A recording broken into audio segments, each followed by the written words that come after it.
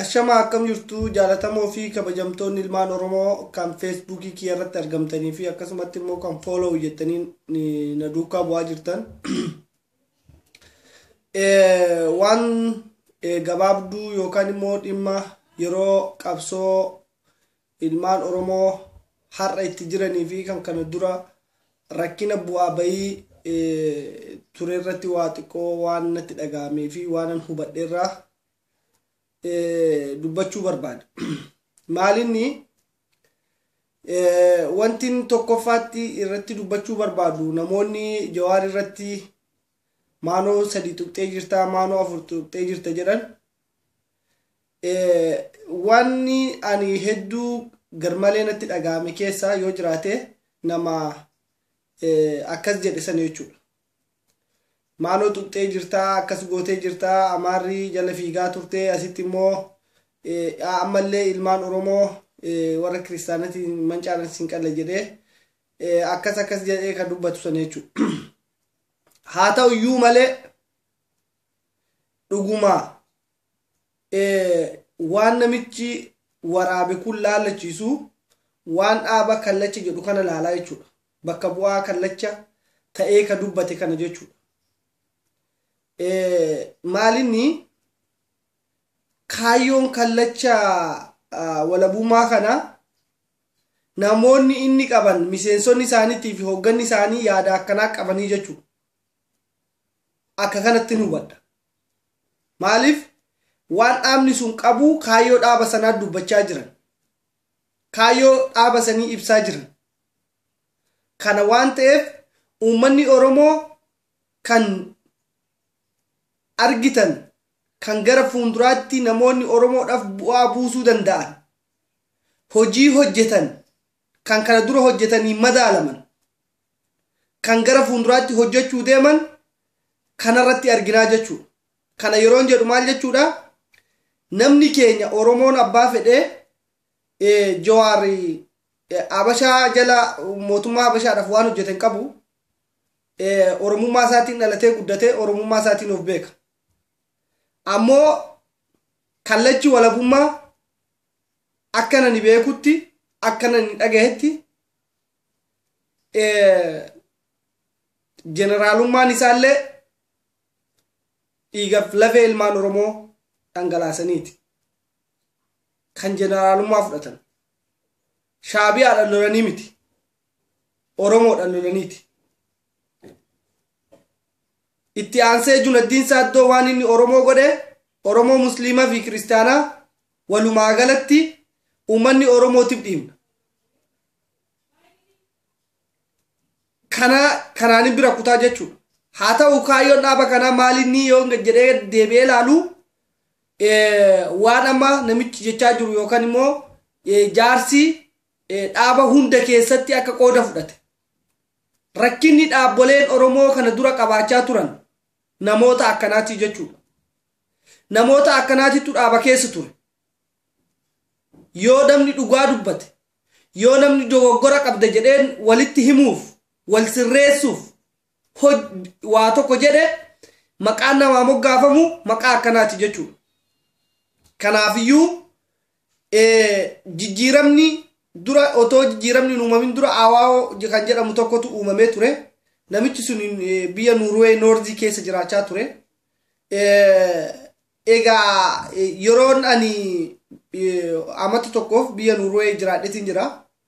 Haa ta'u yeroon achi ture sanitti yeroo walgahiin adda bilisummaa Oromoo geggeessaa turan ijoollee keessaa filanii ijoollee rabshaa gootu ijoolleen akka dhaqanii Oromoodhaan wal tuman namoota walgahii geggeessan akka tuman warra hojjechaa ture warra akka gaaritti nama beeku jechuudha.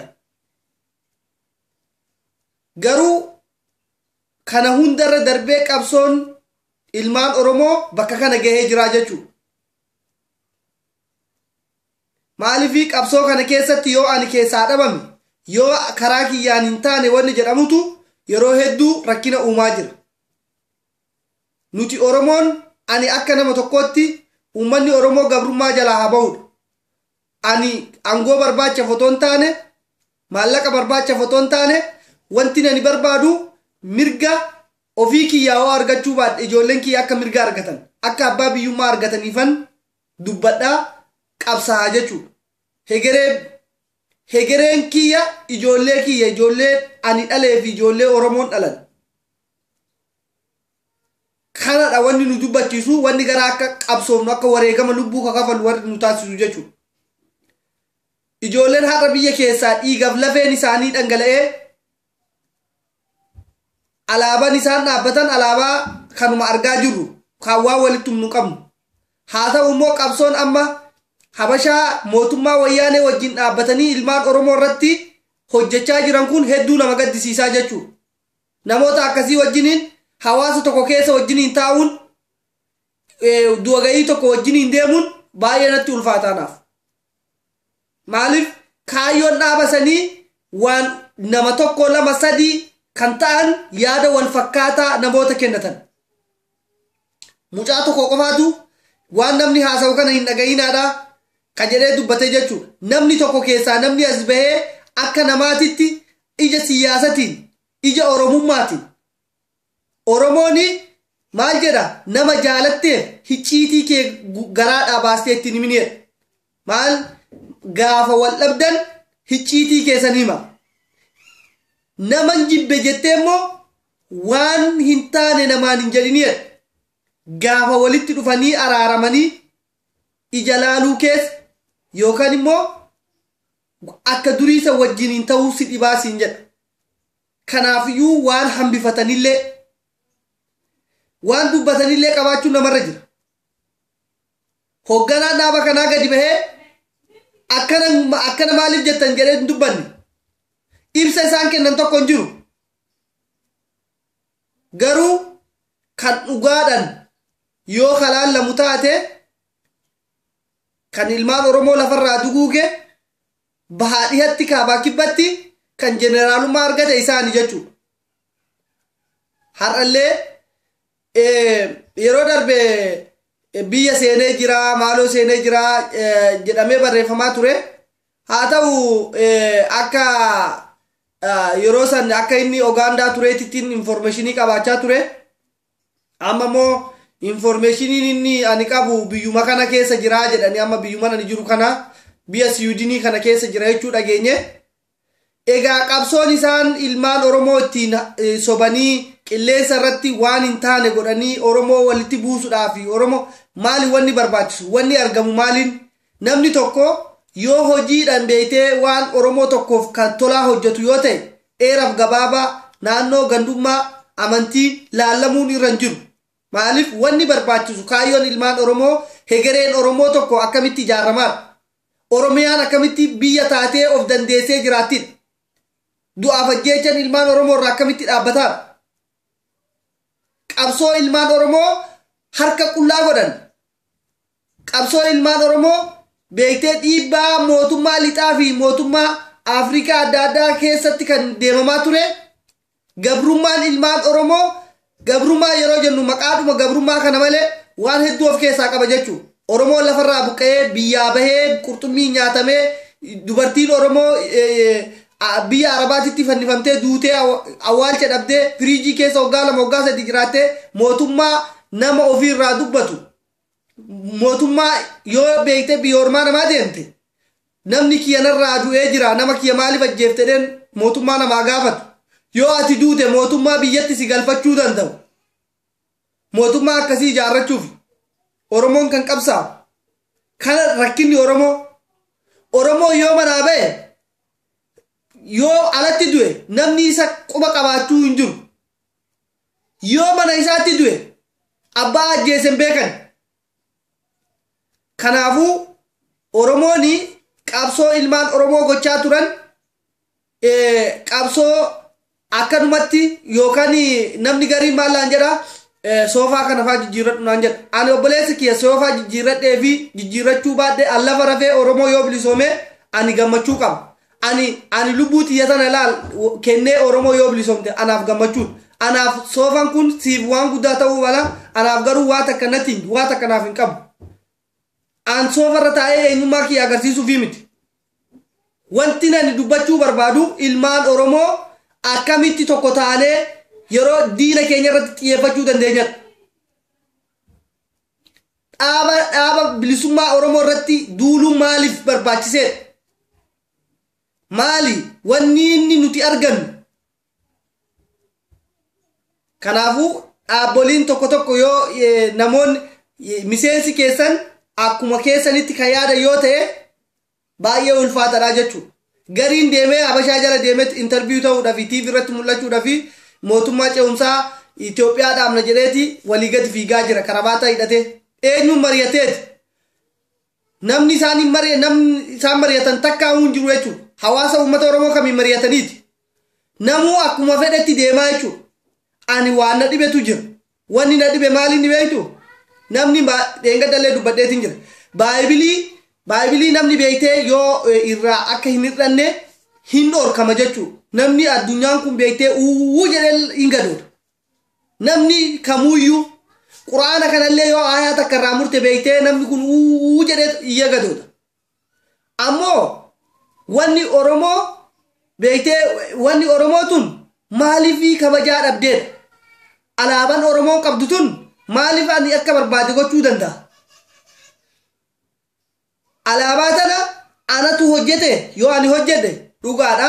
Atillee kaleessuma hojjette anillee har'uma hojjette maal rakkoo qabaatillee akkuma barbaadetti hojjetu anillee akkuma barbaadetti hojjetu jechuun hin danda'a.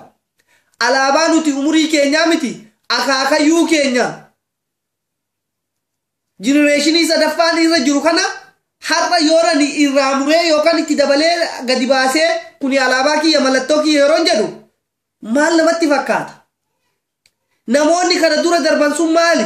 Waan kana amma kana yaaduu dadhabanii? Sammuu akkasiin qabanii? Akkamittiin eega sammuu san hin qabaanne akkamittiin gadaadhaan bula jiraachaa turan? Oromoon hooda qaba beektee waan hangafti godhe quxisuun balleessuun hin ta'u.